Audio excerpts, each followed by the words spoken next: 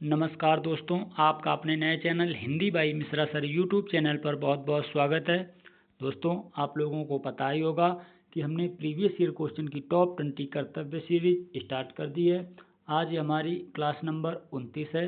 इसके पहले 28 क्लासें हो चुकी हैं। अगर आप सभी ने अभी तक क्लासें नहीं ली हैं तो क्लासें प्ले लिस्ट में पड़ी हुई हैं, वहाँ से आप क्लासें देख सकते हैं।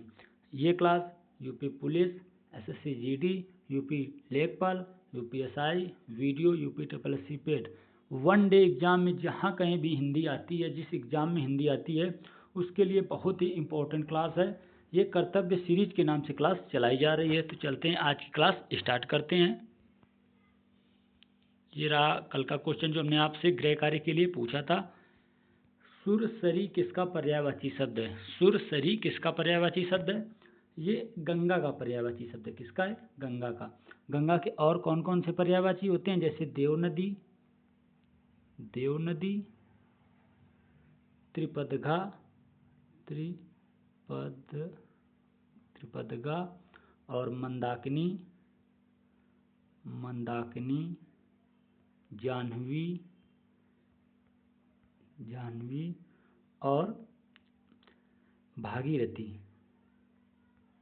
भागीरथी। ये गंगा के पर्यायवाची शब्द होते हैं। चलते हैं आज की क्लास की ओर। ये रहा आज का पहला क्वेश्चन। अखरावट किसकी रचना है? अखरावट किसकी रचना है? ये मलिक मोहम्मद जायसी की रचना है। किसकी है? मलिक मोहम्मद जायसी की। और जायसी की एक प्रमुख रचना और भी है, पद्मावत, पद्मावत। ये परीक्षा में बहुत बार पूछी जा चुकी है। और कुतुबुन, ये मृगावती,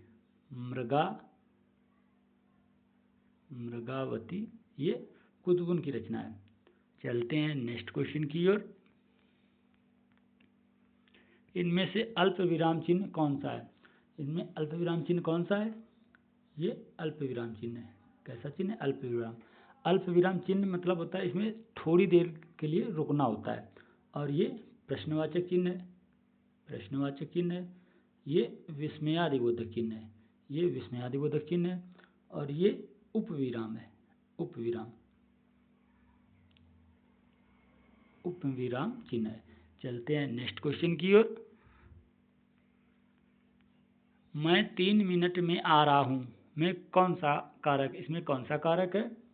मैं 3 मिनट में और पर, जहाँ कहीं में और पर लिखे हुए दिखाई पड़ जाएं वो अधिकरण कारक की पहचान होती है। किसकी? अधिकरण कारक की। में और पर अधिकरण कारक की पहचान होती है। चलते हैं नेक्स्ट क्वेश्चन की ओर। दो चट्टानें किसकी रचना है?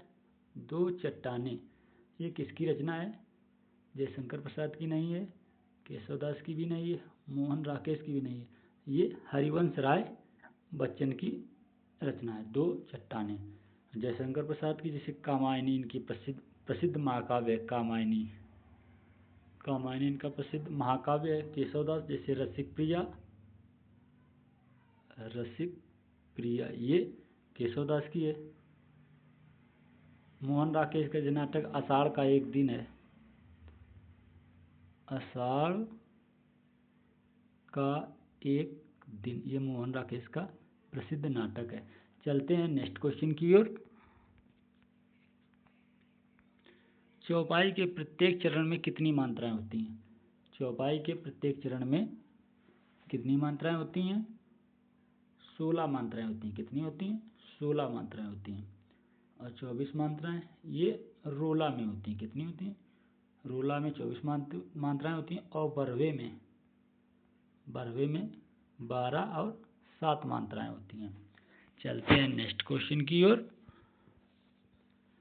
शेष महेश गणेश दिनेश सुरेशहु जाहि निरंतर गावे, इसमें कौन सा अलंकार है? इसमें कौन सा अलंकार है? जहाँ एक ही वर्ण की बार बार आवृत्ति हो वहाँ अनुप्रास अलंकार होता है। कौन सा अलंकार? अनुप्रास अलंकार। यहाँ पे सा शब्द की, सा वर्ण की बार बार आवृत्ति हुई है, ये अनुप्रास अलंकार है। चलते हैं नेक्स्ट क्वेश्चन की ओर। आकाशदीप किसकी रचना है? आकाशदीप किसकी रचना है? ये जयशंकर प्रसाद की रचना है। किसकी है? जयशंकर प्रसाद की। रचना या कहानी, कहानी मानो ये जयशंकर प्रसाद की कहानी है आकाशदीप। ये 2 पात्रों पर आधारित है, 2 पात्रों पर आधारित है। एक है इसमें चंपा, चंपा, और एक है इसमें बुद्धगुप्त, बुद्धगुप्त। इन 2 पात्रों पर यह कहानी आधारित है। चलते हैं नेक्स्ट क्वेश्चन की ओर। भाषा की सार्थक लघुत्तम इकाई क्या है? भाषा की सार्थक लघुत्तम इकाई क्या है? ध्वनि। क्या है? ध्वनि। जिसके टुकड़े ना किए जा सके उसे ध्वनि कहते हैं। भाषा की सार्थक लघुत्तम इकाई है। चलते हैं नेक्स्ट क्वेश्चन की ओर। धातु किसे कहते हैं? धातु किसे कहते हैं? क्रिया के सामान्य रूप को, नहीं गलत है। क्रिया के उत्तम रूप को, ये भी नहीं हुआ। क्रिया के मूल रूप, ये सही है। क्रिया के मूल रूप को धातु कहते हैं। क्रिया के मूल रूप को धातु कहते हैं। धातु 2 प्रकार की होती है। चलते हैं नेक्स्ट क्वेश्चन की ओर। महादेवी वर्मा को यामा के लिए ज्ञानपीठ पुरस्कार कब मिला था? महादेवी वर्मा को यामा के लिए ज्ञानपीठ पुरस्कार सन 1982 में मिला था। कब मिला था? 1982 में। किसके लिए? यामा रचना के लिए। यामा रचना के लिए इन्हें 1982 में ज्ञानपीठ पुरस्कार मिला था। चलते हैं नेक्स्ट क्वेश्चन की ओर। उच्च कुल में पैदा व्यक्ति के लिए एक शब्द क्या होगा? उच्च कुल में पैदा व्यक्ति के लिए एक शब्द क्या होगा? कुलीन होगा। क्या होगा? कुलीन। और बहुत बार पूछा जाता है, जैसे जिसके पास कुछ न हो, जिसके पास कुछ न हो उसे क्या कहते हैं? अकिंचन। अकिंचन, ये एक शब्द होगा। जिसके पास कुछ ना हो उसे अकिंचन बोलते हैं। और बिना घर के, जिसके पास घर नहीं, उसे अनिकेत बोलते हैं। चलते हैं नेक्स्ट क्वेश्चन की ओर। उपसर्ग शब्द के कहाँ लगते हैं? उपसर्ग शब्द के कहाँ लगते हैं? ये शब्द के आदि में लगते हैं। आदि के, आदि का मतलब होता है प्रारंभ। ये शब्द के प्रारंभ में लगते हैं। प्रारंभ में पहले इनको आप बोल सकते हैं। और शब्द के बाद में प्रत्यय लगता है। क्या लगता है? प्रत्यय। उपसर्ग शब्द के पहले लगते हैं और प्रत्यय शब्द के बाद में लगते हैं। चलते हैं नेक्स्ट क्वेश्चन की ओर। धुंधला शब्द में कौन सा प्रत्यय है? धुंधला, धुंध प्लस ला, इसमें ला प्रत्यय है। कौन सा प्रत्यय है? ला प्रत्यय। चलते हैं नेक्स्ट क्वेश्चन की ओर। त्रिफला शब्द में कौन सा समास है? त्रिफला शब्द में कौन सा समास है? इसमें द्विगु समास है। कौन सा समास है? द्विगु समास। इसका समास विग्रह करने पर क्या होगा? 3 फलों का समाहार। समाहार। यहाँ 1, 2, 3 या संख्या वाली शब्द आ जाए वो द्विगु समास होता है। चलते हैं नेक्स्ट क्वेश्चन की ओर। उत्पत्ति के आधार पर शब्दों के कितने भेद होते हैं? उत्पत्ति के आधार पर शब्दों के 4 भेद होते हैं। कितने होते हैं? 4। कौन कौन से? नंबर 1 तत्सम, तत्सम, तद्भव, तद्भव, देशज,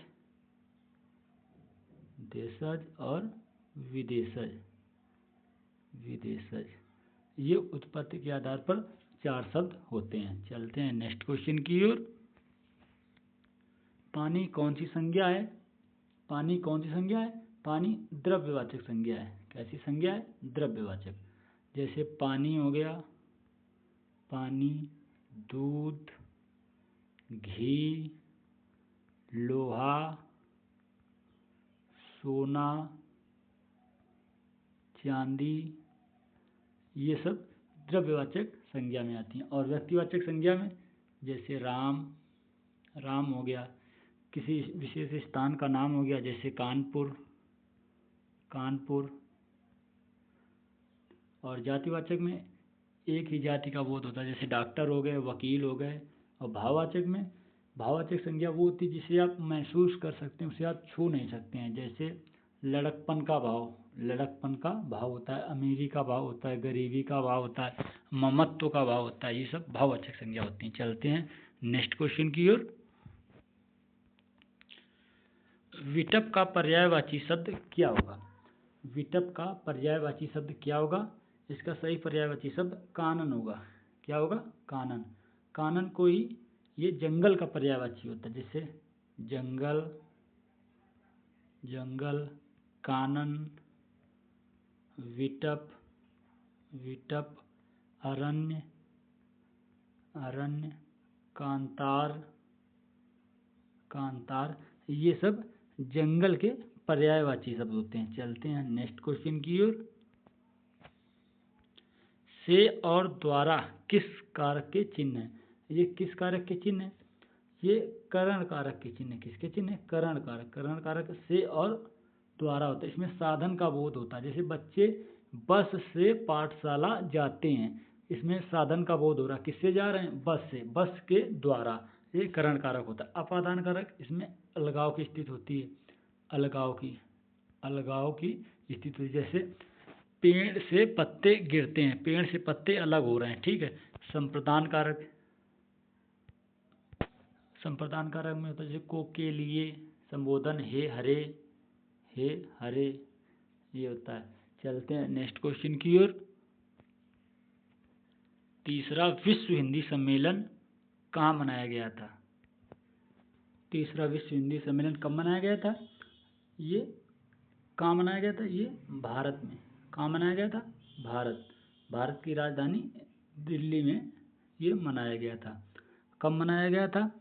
28 से 30 अक्टूबर, 30 अक्टूबर सन 1983 में। कब? 1983 में ये मनाया गया था। तीसरा विश्व हिंदी सम्मेलन 1983 में मनाया गया था। अभी तक 12 विश्व हिंदी सम्मेलन मनाए जा चुके हैं। 12वां लास्ट वाला फिजी की राजधानी सुवा में हुआ था। कहाँ? फिजी की राजधानी सुवा में हुआ था। चलते हैं नेक्स्ट क्वेश्चन की ओर। ये रहा आज का लास्ट क्वेश्चन। विशेषण शब्द का चयन कीजिए। इसमें कौन सा शब्द विशेषण है? सरपंच, ये भी नहीं है। प्रपंच, ये भी नहीं है। पहुँच, ये भी नहीं है। पांचवा, ये संख्यावाची विशेषण है। कैसा है?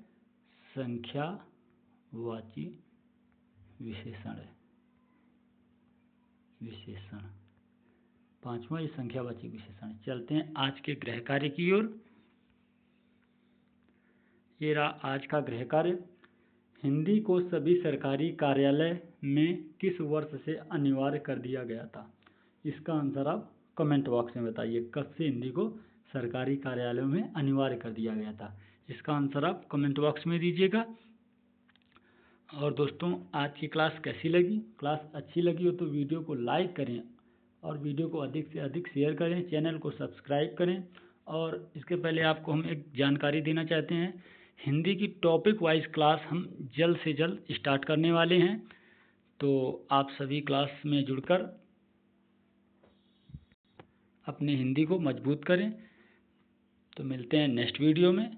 धन्यवाद।